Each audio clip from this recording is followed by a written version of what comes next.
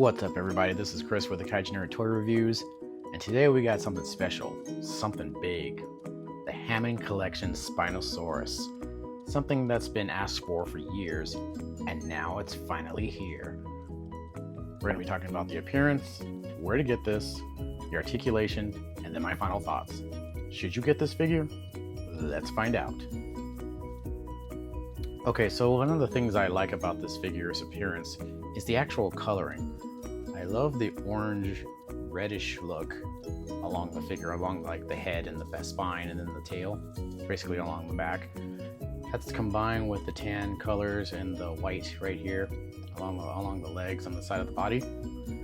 Now in the movie Jurassic Park 3, I didn't really remember this coloring. I'm guessing because in the movie it was kind of muted, but on the figure they really let you know that there's color on this dinosaur. So that is really cool. One other thing is the size of this thing is really good. It's really hefty. It's got a little bit of weight to it too. A little bit, but for the most part it sounds a little hollow. Like, listen to this. But like I said, it still has a bit of a weight to it. One other thing is like the mouth. I'm gonna show you right now. Right here. Let me just open this. We'll talk about the articulation later. The teeth right here are actually pointed and sculpted very well, but they're rubber.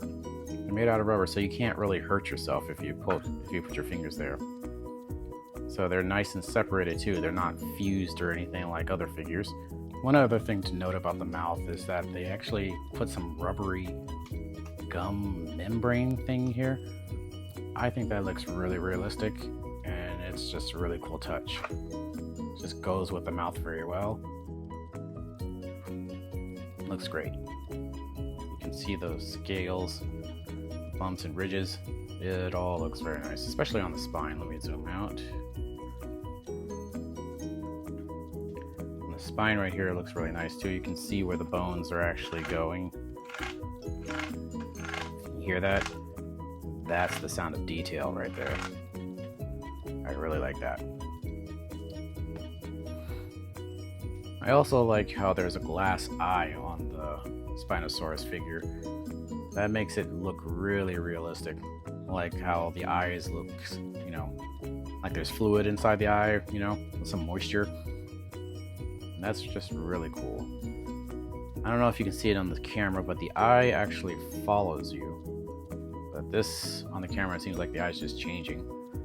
But yeah, once you have this figure, you'll know what I'm talking about. On the other side, same thing. Focus that. Move this a little bit. The eye. Yeah, see how it's following you? That's cool. It's following you a lot better than the other side, but that's pretty awesome. Another thing I appreciate are the actual painting of the claws, because on some Mattel dinosaurs, they don't have all their claws painted like they do here. Sometimes they'll have the hands, or the claws on the hands painted, and sometimes they won't have the feet painted, or the toe claws painted. So yeah, it just looks a little weird, but on this figure everything is nice and painted, so that is a plus. Now there's some things I don't like about this figure. The first thing is the spine again. On one side of the spine you have these weird seams all over it, like right around here. You can see that right there going along the spine, or the sail, I should say. I'm guessing Mattel had to close this some way. I don't know, but I don't really like that. That's very distracting to me. Maybe most people won't notice it, but since I do toy photography, I have to notice things like that. On the other side, there is no seam, so I don't know why they needed to do that, but that's the way it is. Another thing is something about the quality control again, where the tail right here, you can see a little bit of paint rub off right here and right there, especially right here. But I thought I did that by, like, you know, moving the tail like this. But then I saw it's also on the other side. So there's some more rub off right there. And that part doesn't even reach inside of the tail. So I'm assuming it is not my fault and it's Mattel's quality control problems. But that combined with the sale, it's not a big deal. Not a really deal breaker, because this figure is pretty awesome. So yeah, I think I can live with that. Okay, so where can you get this figure? Well, right now, I believe the only place you can get this officially is Target. They have it exclusively there. I have not seen it in stores. However, you can pick it up online, which is what I did. But I pre-ordered it in order to, you know, secure it. So far, from my research, this figure has been on the website and off the website, so it's better if you just, you know, keep checking if you don't find it. But you should check, because Target knows people want this figure, so they'll put it on there whenever they have it. So just be vigilant and keep checking. The only other place I can think of to get this thing is probably eBay on an aftermarket, but I don't recommend that because this figure from Target cost me $65 plus tax. On eBay or anything else, you're probably going to be paying at least $100, so I wouldn't even bother going there for now, as of the time of me recording this video. But if it's like a year from now, then yeah, it's most likely not going to be a Target anymore, and you have no choice but to go on eBay or maybe even Amazon. But for now, your best bet is just keep checking the Target website. Hey guys, this is Future Chris here, and as of November 23rd, 2025, I found out that the Spinosaurus was available on places like Entertainment Earth or Big Bad Toy Store, but they're no longer available on there. You can keep checking if you'd like, but they still might be unavailable this close to Christmas. But they may be available there in the future. But if you would like to try and get one, your best bet is either Amazon or eBay, like I said earlier. And yeah, you'd be spending at least $100. So I just wanted to point that out. Okay, back to the video. Okay, given how massive this figure is, let's see how tall it is. So with my ruler here, it looks like from foot to the top of the sail, I'm gonna say it's roughly around 11.5 inches. That is pretty tall. It's a big boy. So given that, let's see how it scales with other figures. Here's the Spinosaurus scaled up with some Jurassic Park humans. Here we have the Spinosaurus compared to the tiger-striped Velociraptor, also from the Hammond Collection line that actually released with the Spinosaurus here. Moving on from the lightweights to the midweights, we got the Spinosaurus compared to the Carnotaurus, also from the Hammond Collection. Here it is next to the Hammond Collection Therizinosaurus. Moving on to the heavyweights, we got the Spinosaurus compared to the Tyrannosaurus Rex, also from the Hammond Collection line.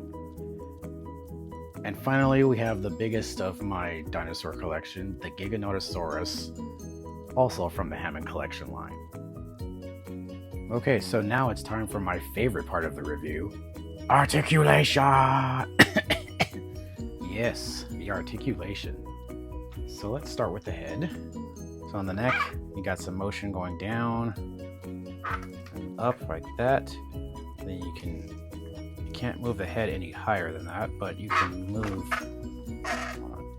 it like so to make the head go all the way down like that.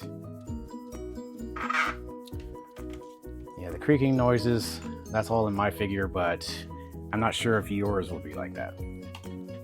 Now, with the mouth, you have this interesting joint somewhere around here, and you can open up like that, and then you can open up even more like that, getting it very wide, and the tongue is articulated as well.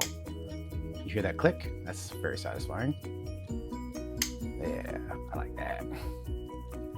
So you can move it up or down like so, and keep it that way. The arms can move outward and inward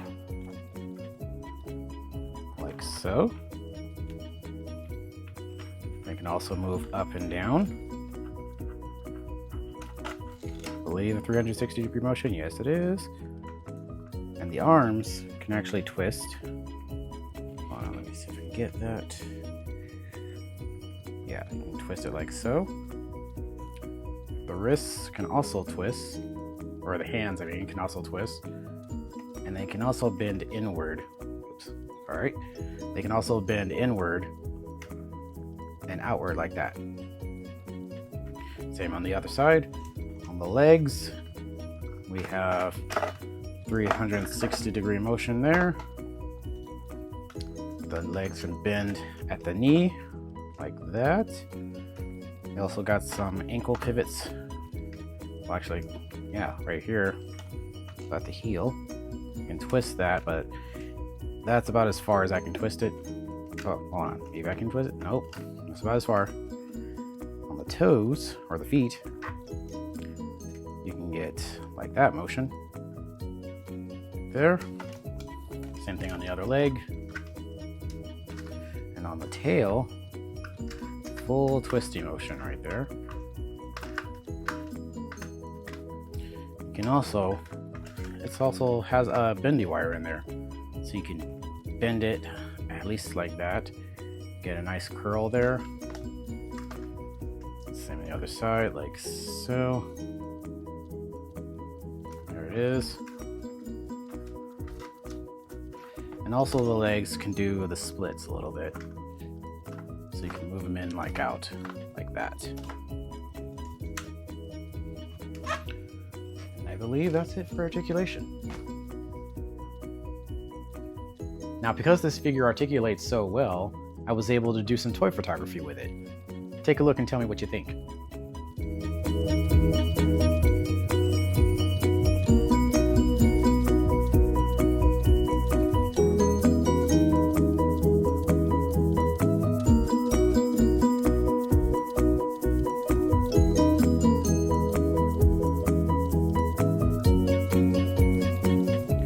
Okay, so that's been a look at the Hammond Collection Spinosaurus from Mattel. All in all, this is a spectacularly great figure. I love this thing. I love the size, I love the sculpt, the articulation, the coloring, everything about it is just awesome. My only gripes are basically just the seams on the sail and the other quality control issues like the paint rub off on the tail. Also found some on the knee during the review, but they're not deal breakers. This is actually really good. Do I think it's worth the $65? Absolutely. I think you should pick this up as soon as you find it, because if you don't, someone else will pick this up. I guarantee it. It could have been cheaper than $65, like maybe like $55, maybe $60, you know, but I'm good with paying $65 for this thing. I would not pay like $80 to $100 for this. It's just not worth it that way. I mean, the articulation's good, but it's not worth over $100. Just don't do that. So yeah, I also just love how posable it is. But the only thing I actually had trouble with posing with this is dealing with the actual feet. The feet are a bit small, but that's good. That's actually accurate to the movie and to the species itself.